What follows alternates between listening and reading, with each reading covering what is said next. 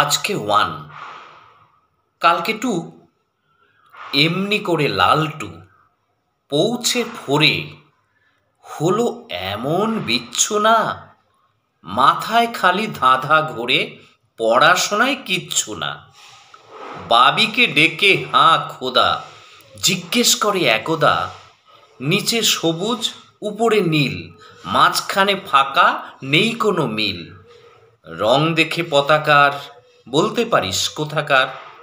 বাবি তখন হয়ে ট্যাবলো, আকাশ পাতাল অনেক ভাবলো।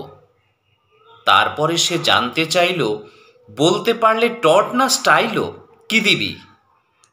লালটু যেন কে এক নবাব, সঙ্গে সঙ্গে দিল জবাব, পৃথিবী রে পৃথিবী,